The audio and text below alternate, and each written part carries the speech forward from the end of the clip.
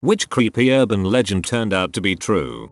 Black Volga. In the 60s and 70s, there existed an urban legend in Poland that vampires in black limousines were kidnapping people, preferably little children. It was a tale parents told their kids who would then tell their friends, etc. Turns out it was a rumor that was spread by the Polish secret police who actually used black cars to kidnap people. The aim was that no one would believe someone who would report they had witnessed a kidnapping. Oh man, I have one. When I was teen there were rumors of Snowsuit Man, a dude that used to wander the big park in my city at night, in the summer, in a snowsuit all done up from head to toe, hood and everything. It was rumored he used to ask people walking through the park to beat him up. I know, pretty outrageous, right? One night a bunch of us were chilling in said park being teens, smoking weed and goofing around. All of a sudden in the distance we see a person. It wasn't unusual to see other people in the park, even in the middle of the night like this. What is unusual is that you could see the person was dressed in white from head to toe. As he got closer a silence fell over all of us as we realized, holy freaking crap, that is a person in a goddamn snowsuit. We were terrified and amazed all at once. He sat on a bench a little down the path from us, just sitting there. One of my more adventurous, or stupid maybe, friends went over, sat on the bench a bit, then came back over. Snowsuit Man didn't ask to get his ass kicked like we heard. In fact, he didn't respond or even acknowledge my friend's presence. He did apparently smell absolutely awful. It was obvious, my friend said, that he didn't take that thing off, and crap and pee in there, as evidenced by the massive stains he saw when he got closer. So there you go. Well, not exactly like we heard, unless it wasn't a night he felt like getting beat up, the fricking Snowsuit Man exists.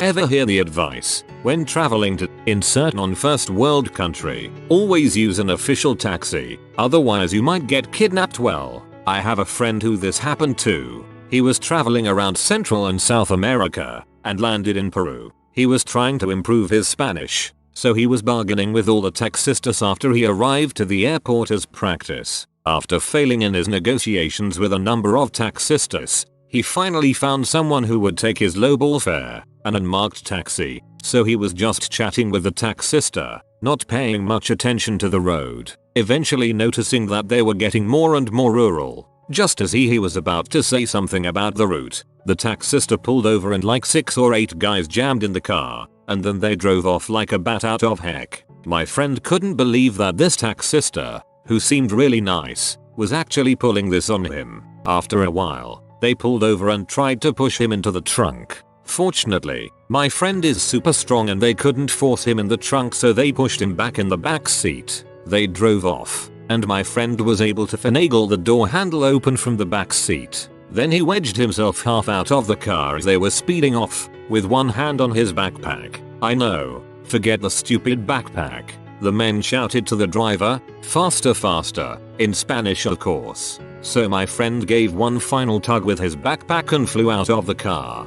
Dazed, he looked up and saw an elderly Peruvian woman throwing rocks at the car. It had stopped after he jumped out, and then the car sped off. The next thing he remembered, he was naked in a bathtub in one of these small homes in rural Peru. The woman and her family had, somehow, carried his unconscious body to their home, and cared for him until he regained consciousness.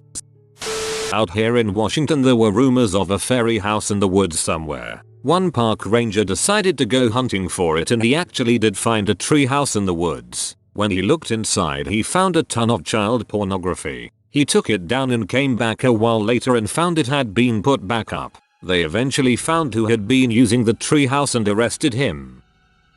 I live near a lake and there was an urban legend that there were huge lake monsters near the hydroelectric dam. Most people thought it was just some fisherman's tall tales. We all guessed it was just a twist on the classic The One That Got Away. Turns out divers went into the water behind the dam for a routine inspection to see if there was any damage after months of heavy flooding in the area. Apparently one of the divers got too close to what he originally thought was a large moss-covered rock boulder until it moved and tried to latch onto the diver's arm. Apparently there are ± 200 Albi catfish behind the dam which thrive on the dead fish that go through the hydroelectric portion of the dam.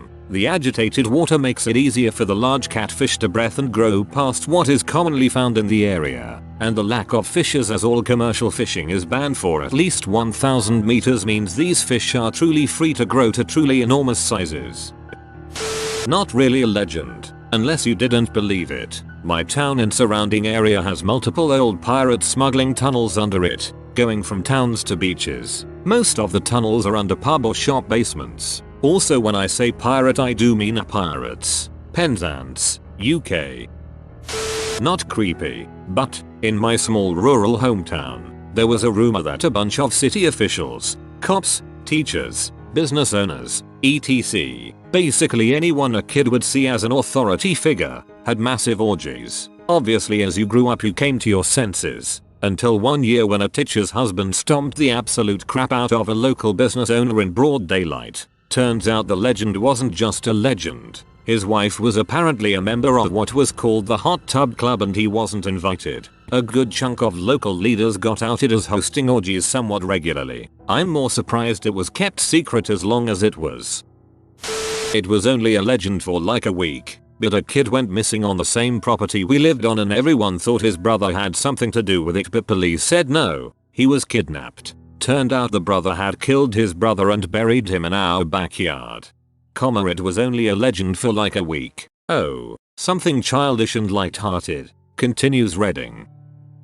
We had an older couple that would come into the store I worked at when I was 15. They clearly had mental health problems and the rumor was they were siblings and the 2 teenage girls with them were their children. About 5 years later I'd find out someone had called the state about them and turns out, from what I remember, to be mostly true. The parents were apparently the result of incest and they carried on the family tradition, as it were. I think the state removed their daughters and put them in state custody since they weren't able to take care of themselves, and I don't remember what happened to the parents. I understand the McPoyle bloodline is very strong.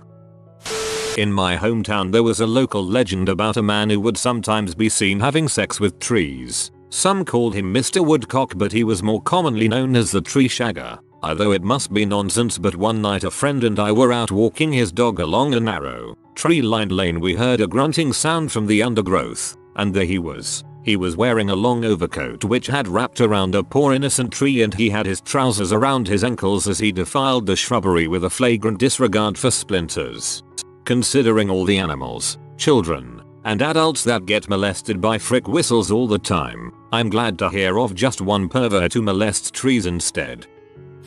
I'm always late to these things. In Kenya, Mombasa, there was a story about a woman with long black hair and a white dress who would be seen around the beach at night, and it was to stop people from being at the beach swimming in the ocean. Turned out to be true, as older lady would sleepwalk on the beach in her 90s. Even she didn't know until locals found the courage to follow her home.